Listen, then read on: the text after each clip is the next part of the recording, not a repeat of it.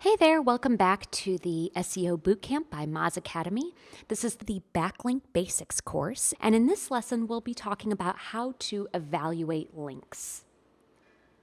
Now, measuring the value of a link is essential because we want to understand what is worth my time, what's more valuable, who should I get a link from. If we have a massive list of relevant websites from which to acquire backlinks, we want to be able to analyze that list and prioritize. You know, our time and resources as SEOs and digital marketers is limited. And so we don't necessarily want to spend a lot of time getting backlinks from pages that won't really help our rankings. So it's good to learn how to analyze and measure the value of a link. So let's say, for example, I manage Site C, coldmountainkit.com, and I'm considering getting an inbound link from or a backlink from londonclimbingguide.com, Site A, and andykirkpatrick.com, Site B. I want to know which website holds more value in terms of a backlink. Well, we can use metrics to answer this question. So Moz has these two metrics, domain authority and page authority. Domain authority is on a scale of 1 to 100, and it predicts how well a website will rank. So it gives you an idea of how powerful this site is, and it's based on evaluating backlinks to that website. Looks at both the quantity and quality of backlinks to that website. Page authority is similar. It's also a Moz metric on a scale of 1 to 100, but it lets you know how heavily weighted just one page is with backlink credit. So it gives you an idea of how powerful just that page is. So we can use these types of metrics to help me to determine the value of a potential backlink. Now, you can find any site's domain authority and page authority in Link Explorer, which is the tool we're going to be using for link building. If you go to Moz and click on that Moz Pro menu, Link Explorer is that second tool under the research tools. So, which one generates more authority? As I said, I manage coldmountainkit.com. We've got londonclimbingguide.com, Site A, which is a guide to climbing gyms in London.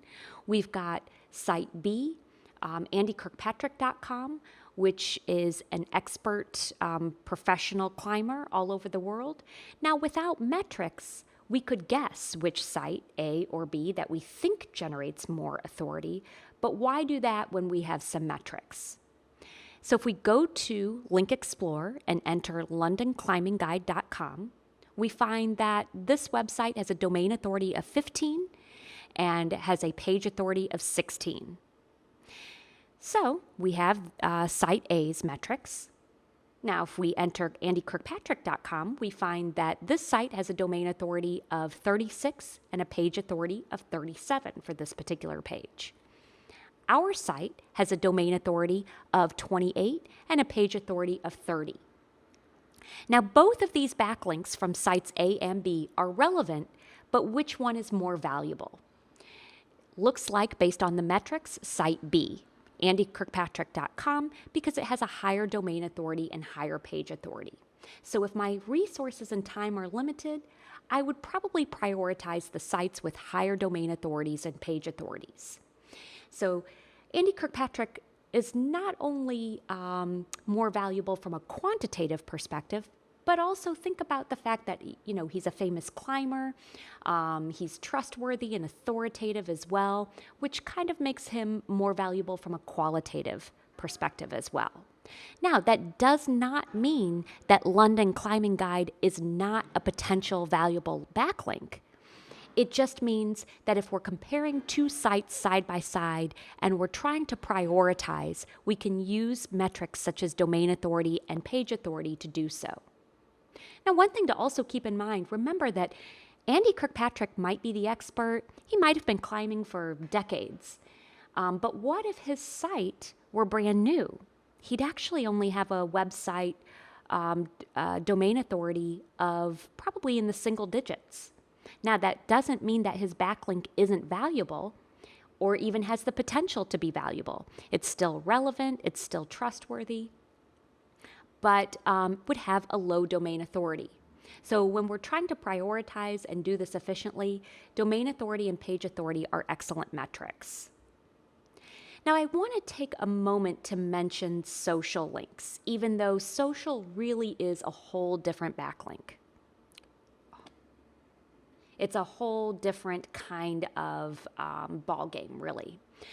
Social shares coming from LinkedIn, Instagram, Facebook, Twitter, YouTube, etc., no matter who creates that social share, whether it be your personal account, maybe a customer's personal account, a vendor, a partner, maybe even another business page, all of those links contain no follow tags, which means they do not contribute to domain authority.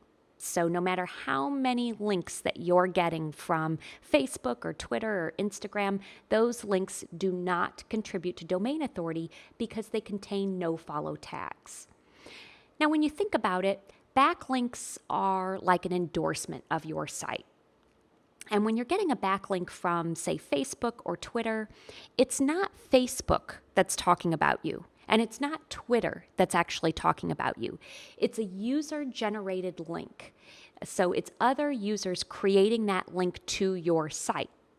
So these social media platforms automatically attach no follow to all of these links because they don't necessarily want to endorse every single website that their users link to.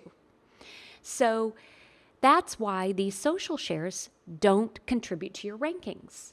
Now, that being said, correlating rankings and social signals has always been a little bit of a cat and mouse game. A lot of people say, well, hey, then why do top performing posts, posts that rank very well, also have a high number of shares? Aren't those two things related? Well, that's more of a matter of correlation rather than causation.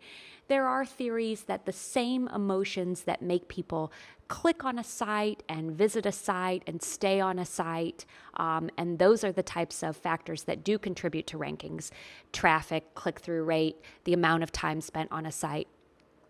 All of those types of things and the emotions that go into those are the same emotions that make people share content as well. So, it's more, as I said, it's more of a correlation rather than causation.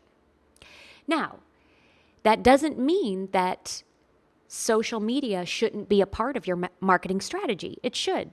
These social media shares drive traffic, they encourage engagement with your audience, and they do help content spread and helps your content get in front of people that it might not otherwise.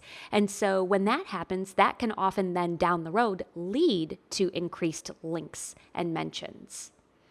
So just something about, social that you can think about when it comes to backlinks. Now, after this lesson, you can evaluate links with ease. Thank you.